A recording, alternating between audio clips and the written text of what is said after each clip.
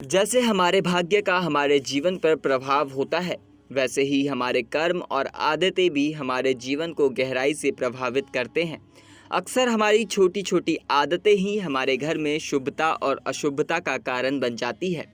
इस वीडियो में हम बात करेंगे उन आदतों और कार्यों की जिनसे हमारे घर में अशुभता और नकारात्मक ऊर्जा प्रवेश करती है। आइए जानते हैं वह कौन सी आदतें हैं जिसमें घर में अशुभता और नकारात्मकता लाती है। आप अगर घर के बाहर पहने गए गंदे जूते चप्पल को सीधे पहनकर घर के अंदर आते हैं तो इससे घर में अशुद्धता और नेगेटिविटी फैलती है।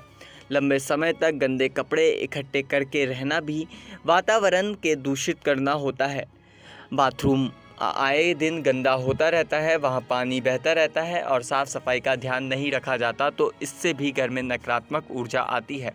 घर में किताब, पेन या अन्य ज़रूरी सामान बिखरा हुआ रखना अव्यवस्था और अशुभता का संकेत है। जिन घरों में पूजा नहीं होती, पूजा स्थान गंदा रहता है या उपेक्षित होता है, वहाँ भी सकारात्मक ऊर्जा का अभाव रहता है।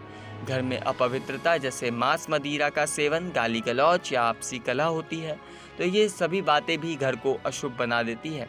आपको बता दें कि अगर घर में आपको डाइनिंग टेबल पर, कभी बिस्तर पर या कभी पढ़ने की मेज़ पर घूम घूम कर खाते हैं तो यह आदतें भी घर में अशुभता लाती है। मांसाहार और शाकाहार एक ही बर्तन में ना पकाएं, झूठे बर्तन इधर उधर छोड़ देना, गिलास या प्लेट को बिना धोए छोड़ देना, ये सब भी नकारात्मक फैलाता है। घर में खाने की बर्बादी, भोजन को कूड़ेदान में फेंकना ये एक बड़ा दोष है। घर में चीखना चिल्लाना, ऊंची आवाज़ में बात करना, अभद्र भाषा में बात करना भंग करता है शांति। बड़ों का अपमान करना, उनके साथ दुर्व्यवहार करना या महापाप माना गया है और जीवन भर अशुभता का कारण बनता है। बच्चों को बेवजह मारना, पीटना, उनके साथ कठोरता से पेश आना, इससे न केवल बच्चों को कष्ट होता है बल्कि आपको भी इसका कर्म फल भोगना पड़ता है।